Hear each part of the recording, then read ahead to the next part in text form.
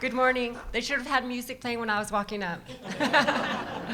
Yaj a benesh dina Michelle Enfield Yenisha Tachini and Schletzina Ginny a bushes chin, Tohana edat shiche, Twitchini edashanala di hut out in and Schle, di hut out nagle and Schle. So what I told you were my clans in Navajo. I am Dina from the Navajo Reservation. I've been living in LA for 10 years. I am program coordinator of the Red Circle Project at APLA Health and Wellness. We provide services for Native Americans in LA County, HIV prevention services to natives in LA County. And I would like to tell a little story about Dr. Stefan Baral and the whole planning of this conference. When I first heard that Craig Vincent Jones, who I personally want to give a shout out to for really pulling us together and allowing us the freedom to plan this summit, that when in 2013, I read a study that transgender women of color are 49 times more likely to be infected with HIV. Dr. Stefan Baral led this study that came to this conclusion. And when we were talking about who are we going to get for a call of action, we were throwing out names and such, and I always remember the study. And it still surprises me, even today, that a lot of people in HIV services do not know about this study. So when you have a chance, I'd appreciate it if you would look this up. 2013, released by Johns Hopkins School of Public Health. And so that's my story.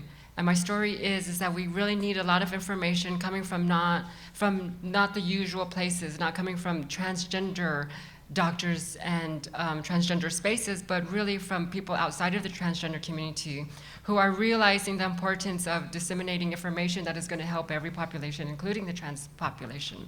So that is why Dr. Stefan Baral is here, the importance of this study, the importance of people outside of the trans community doing something relating to the trans community and putting that information out there so that we all have a better understanding of how to serve all populations.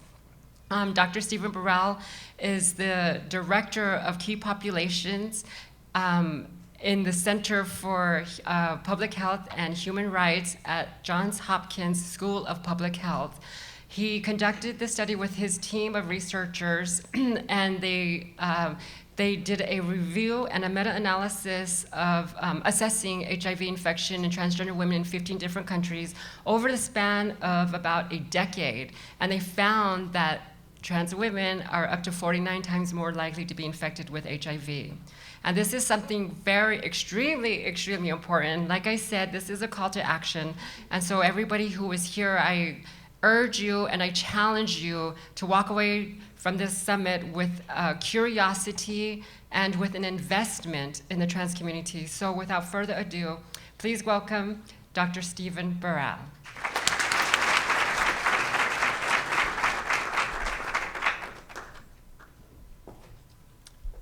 Controlling the slides. Oh, there it is. Great.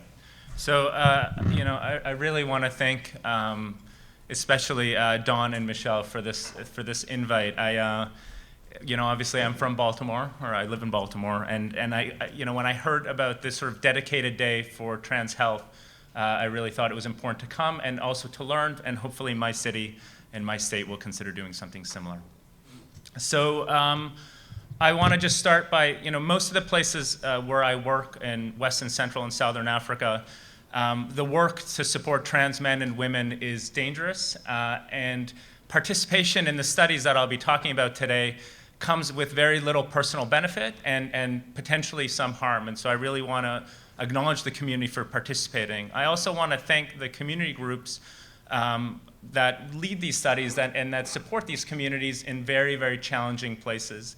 And again, that do so with very little funding and also personal harm. So hopefully the data that I'll present to you does justice to their involvement in this work. I also want to thank a series of individual people that contributed: Sari Reisner, Sam Winter, Tonya Petit, Kevin Wiley, and others who really presented data and helped me review the slides and the data. So, my job today is to give a little bit of a global perspective of the needs of trans people, and I think the other speakers then will sort of hone in more on California and Los Angeles specifically. So I'll talk a little bit about what we know now in terms of the health issues affecting trans people. And I'll do that based on an updated review that we've done, in addition to data collection that's being done in several different places. I'll talk about a conceptual framework for health affecting trans people. And I'll really try and hone in on sort of the importance of these structural determinants of health and the data that supports that. And then I'll talk a little bit about what we know about healthcare interventions, what the available data are supporting different interventions, and some mathematical models that have been done by other team members to look at what the potential benefit of scaling up meaningful interventions could be within trans communities. I'll talk a little bit about models of care, although I know that the rest of the day will really focus on that, and so I'll just focus on what we know from the literature. So this work is based on an upcoming special issue of The Lancet, which is a medical journal, and it's going to be a special issue dedicated to transgender health, which we're very excited about because it's the first time that any major journal has really dedicated a whole issue to just focusing on trans health. We led the Global Burden of Disease paper. Kevin Wiley and Sam Winter led other papers related to that will be in the series. So to do this, we combed through about 20,000 articles and came up with 116 different studies that had been done, representing data from 30 countries. And what was interesting was that we had nearly 100 different definitions of transgender within those. And so that is something that within the analysis to keep in mind around comparability and the challenges around sort of comparing data from different places, giving different definitions. There was nearly 1,000 data points that we'll look at related to different health outcomes that span sort of 6 buckets of disease entities. And I'll focus on sort of the top 3 today in terms of mental health, sexual and reproductive health, and substance use issues. So I'll start by sort of talking about what we know about these, about the burden, and then later in the talk, hopefully we'll start trying to dig down and try and understand what some of the determinants of those disproportionate burdens of disease are. So I think the first thing that we found was when we looked at the data, we sort of focused on what was the content of the data, but also like where studies have been done. And so I want to present a little bit about where studies have been done. So when we look at, for example, studies looking at who has been included in these studies, you find that the vast majority of studies have been focused on people who were assigned the male sex at birth, right? And so when we looked all in all, about 3/4 of the studies have been done focused almost exclusively on trans women, and only 9 out of 116 studies had been done really focusing on any health needs related to people who were assigned the female sex at birth or trans men. And so I think that is in and of itself a call to action that, you know, the vast majority of data, and is important, has focused on trans women, and far less has been studied about trans men in general. And in terms of where studies have been done, so this is a map of the world, right? And what you can see in green is where there was a single data point from the last 6 years. And so you can see Mexico, South Africa, I think Norway as well had one single data point. 2 to 5 studies have been done in my native Canada, parts of South America, Australia, and then you see, and that's not a typo, it's more than 60 studies have been done in the United States. And so while that is important when I'm in this country to talk about the fact that there actually has been investment in this country, it also speaks to the fact that so little has been really done and evaluated for trans communities around the world. And when you look at the population-based studies looking at the prevalence of transgender people, in fact, as there'll be sort of a theme throughout my talk, is that there's more similarities than there are differences. There haven't been many of these studies that have been done looking at the prevalence of transgender folk, but where they have been done, they actually show remarkable similarities. So you see in the US, in a population-based study done in 2012, about 0.5% of people identify as transgender. Studies from Europe, New Zealand show about the same, that it's about between 0.5 to 1% of people identify as transgender. And so that sort of discrepancy in research is not because of a discrepancy in terms of how many transgender folk there are, it's just about where investments have been made. And I think important. You can also see that we have a total of 5 studies looking at the population-based prevalence of trans folk and really focused on very high income settings. No real data from low and middle income countries that to sort of look at what is the prevalence of transgender people. So in terms of about the 980 data points that we had, we saw the most data points related to mental health outcomes. After that, sexual and reproductive health and substance use. And those will be sort of the three that I'll talk a little bit about today, very briefly, given the time. So in terms of mental health, I think the community here know that trans youth and trans people are disproportionately affected by mental health outcomes. This is a study that was led by Sari Reisner and all, where they matched trans youth according to age and education and other characteristics with non-trans youth and looked at using a retrospective cohort, so looking at medical records and seeing what were the diagnoses of different mental health related disorders. And in blue, you can see the burden among trans youth for depression, for anxiety, for substance use, for suicidal ideation. And you can see that it seems statistically higher. When you look at the actual burden, you can see that trans youth had a 4 times higher burden of depression, of anxiety, of suicidal ideation. And so that, and these data are stark. There's sadly a limited amount of these sort of comparisons that have taken place, but the reality is that where they have been done, you see this sort of consistent trend. What this doesn't do, and what we'll talk about later, is what might be some of the determinants of the data-driven determinants of those sort of adverse and disproportionate mental health outcomes. In terms of sexual and reproductive health, the vast majority of studies have focused on HIV and STIs. We know very little about things like puberty among trans youth or about trans people. We know very little about the needs of particularly young trans youth and adolescents in general. The vast majority, again, is focused on HIV. And I think, for this community, it's important to have a lot of HIV data, but it also speaks, and I think as was said very nicely in the opener, about the need to have a broader understanding of the context in which HIV risks take place. And that those studies have really not been done to date, or at least not been published. So focusing in a little bit on HIV. So, as Michelle talked about, a couple of years ago, we embarked on a systematic review, and that's partly because I spend my life, working in an international domain. And in that domain, there was really no involvement or no talk about the needs of transgender folk as part of a global HIV response, which is primarily funded by the US government through the President's Emergency Plan for AIDS Relief, PEPFAR, and the United States Agency for International Development. And so those agencies really didn't want to have any sort of conversation around the needs of trans folk.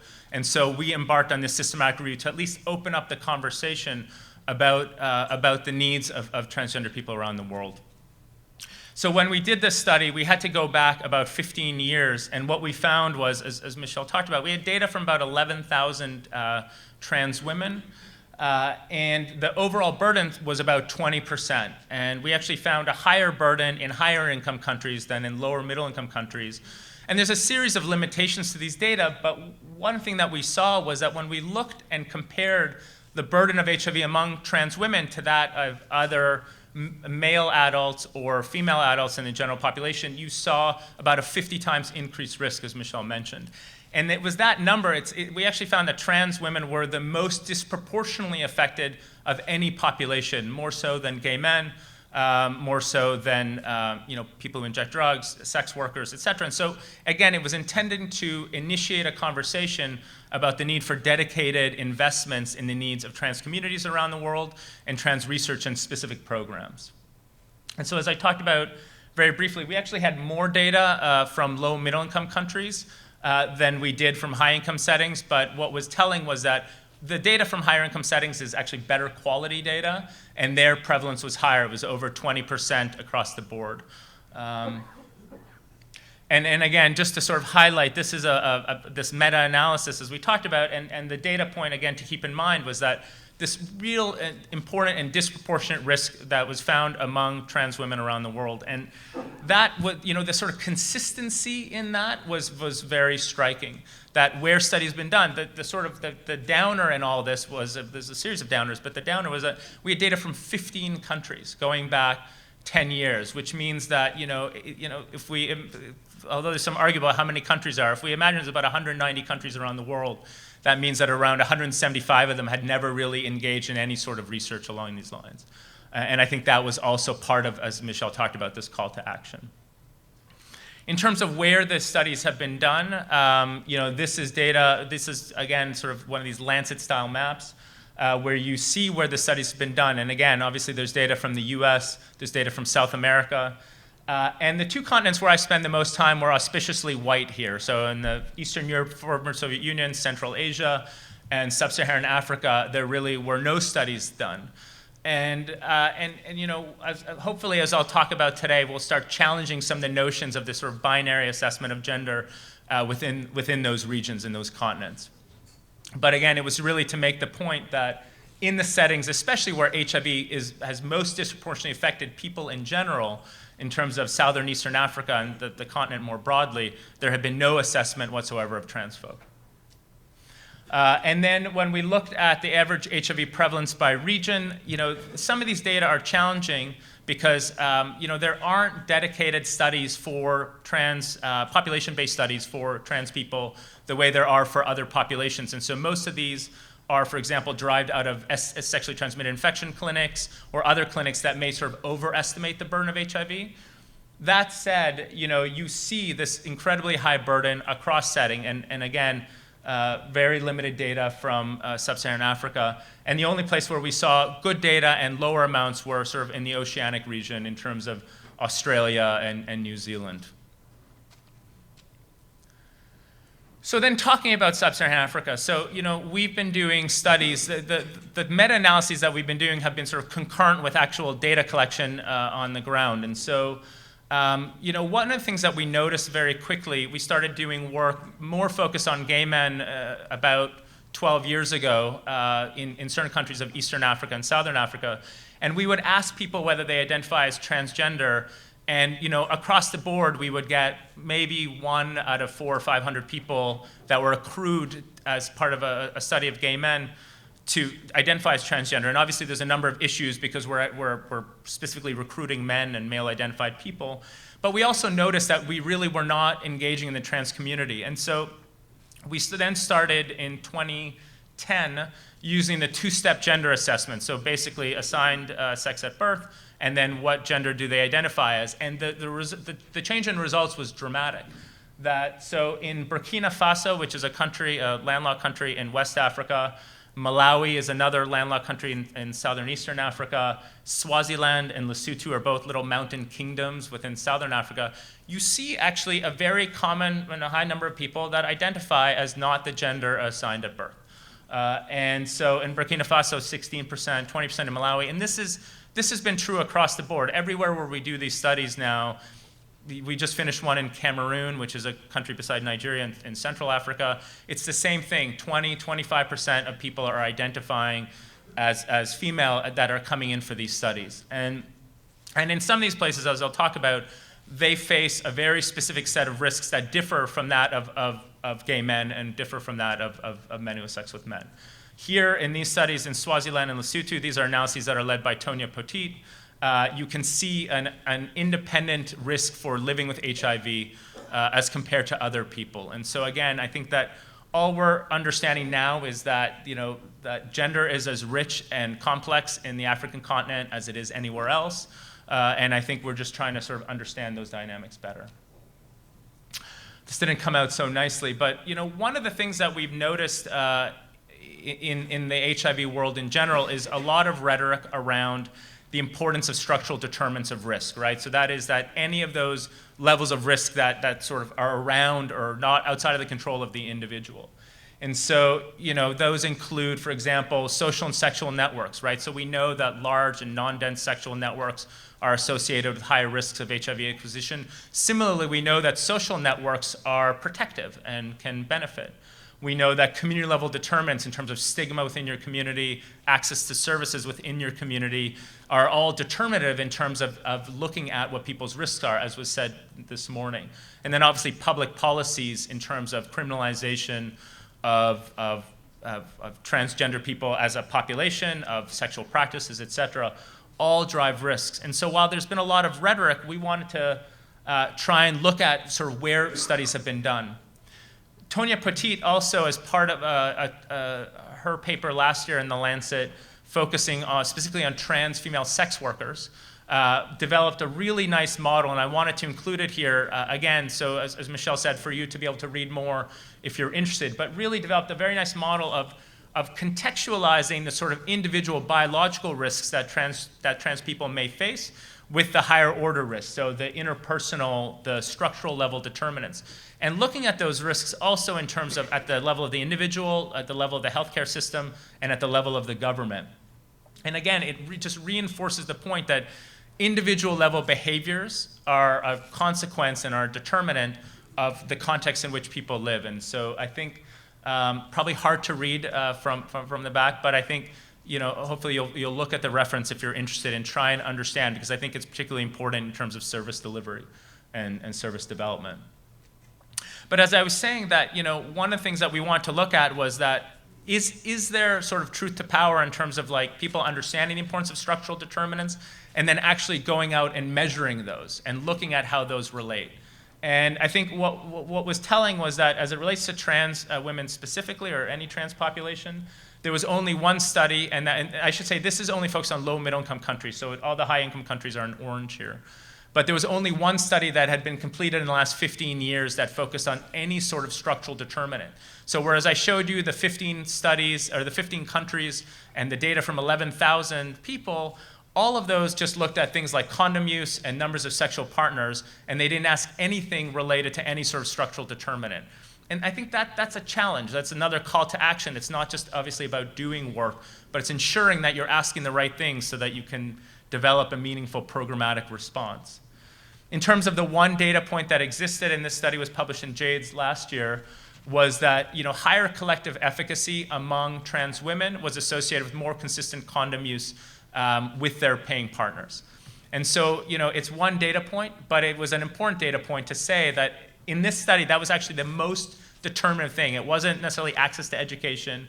It wasn't service delivery. It was higher collective efficacy within the trans community was associated with the highest sort of increase in condom use. So I've spent some time talking about sort of the burdens of disease. I want to spend a little bit of time talking about what we know about some of the determinants of things like depression and some of these individual health outcomes.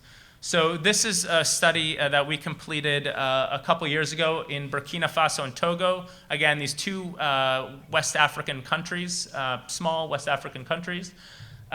We used a generalized structural equation model, and basically that is a quantitative approach that allows us to look at cross-sectional data, but to think about sort of what path diagrams or what causal relationships might look like within cross-sectional data.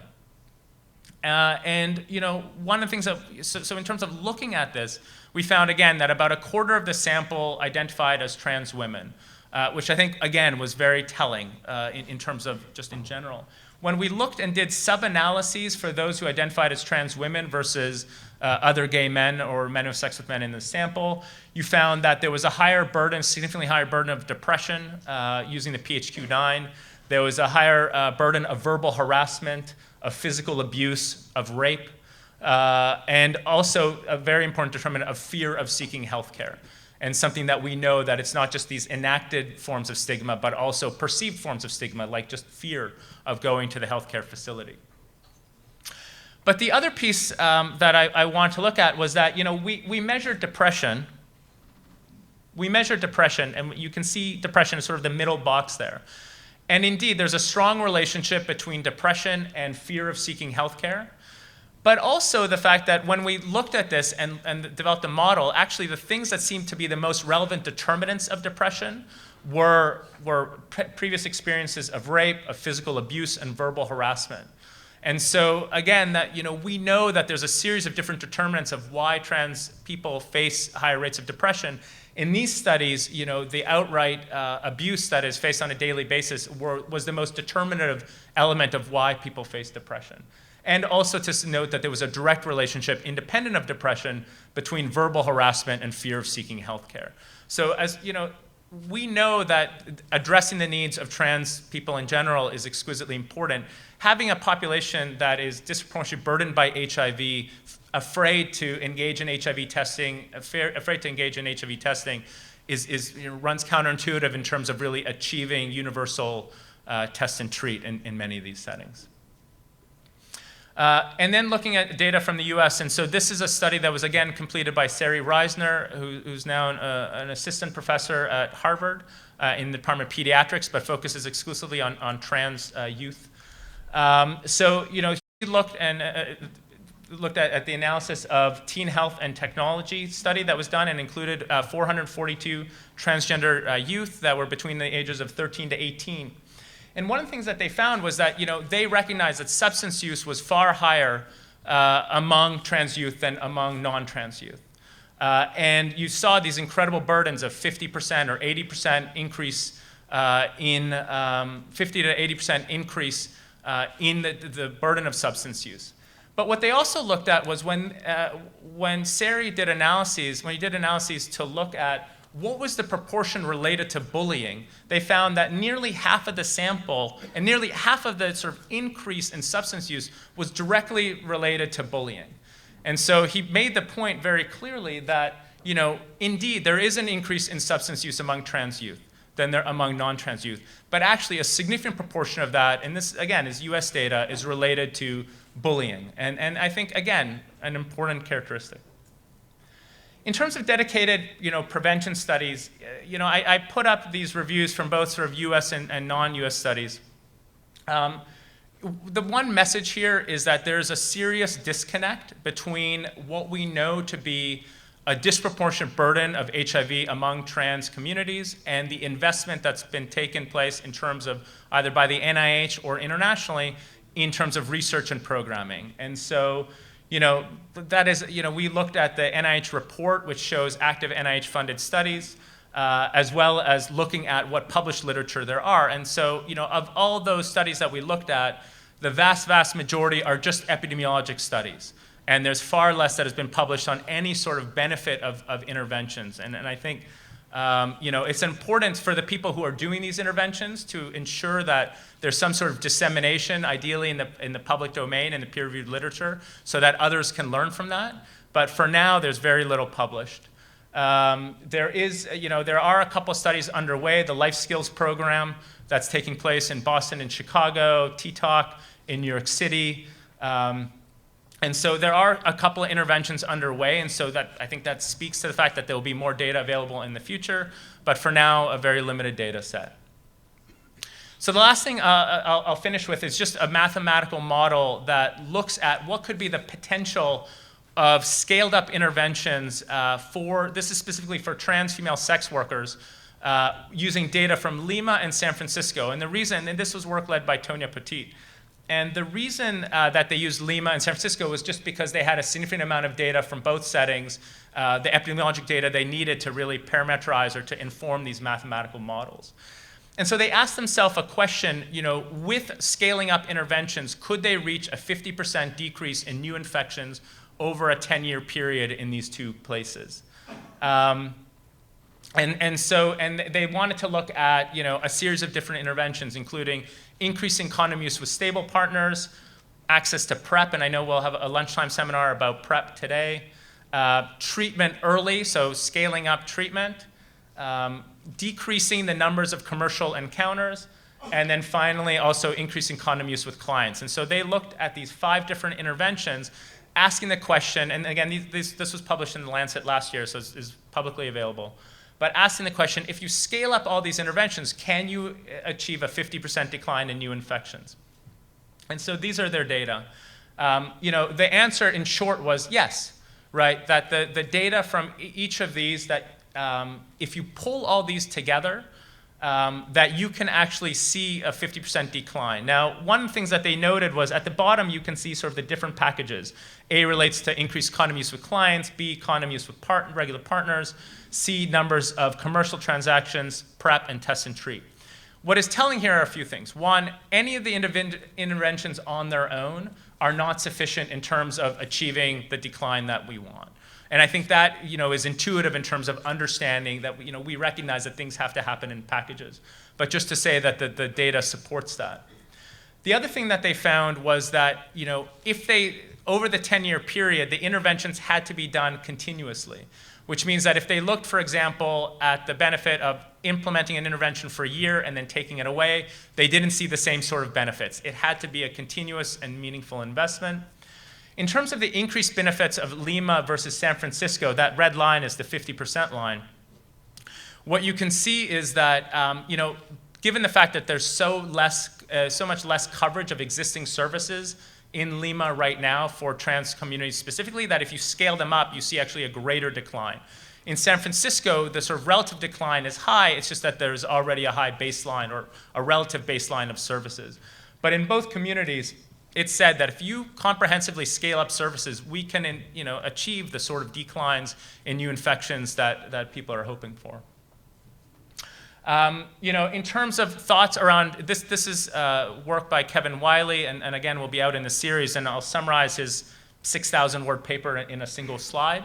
But what I'll say is that, what they found were that early introduction of basically dedicated modules on transgender health early in either medical or nursing curricula were found to be the most efficacious in terms of improving services, so that these trainings after the fact are important, but the most important thing is to really start early within training, and even very short modules.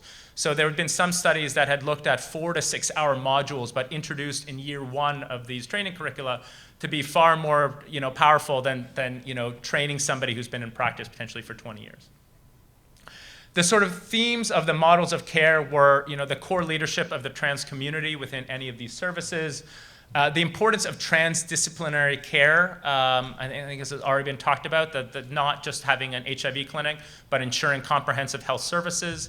And then really looking at partnerships across different government agencies has come out consistently as an important model of care. Some of the tools, the Human Rights Commission has the Healthcare Quality Index that has these 30 best practices for HIV care that include a real focus on LGBT care. And the Joint Commission has a tool called Advancing Effective Communication Cultural Competence Field Guide, which is a guide intended for these sort of after-the-fact trainings to take place in clinics to improve general care outside of the sort of more dedicated and specific centers. And there are a lot of country-specific examples that they highlight, including the gender units in Spain, the Borum model here in the US, and TransPulse in Ontario, Canada. But so then just some closing thoughts. So, some of the data needs that we need for transgender communities are, one of the things that is clear is that most of the studies that I've talked about today are not funded transgender studies. They are studies that are funded for gay men, for other men who have sex with men, and then people either try to include some sort of assessment.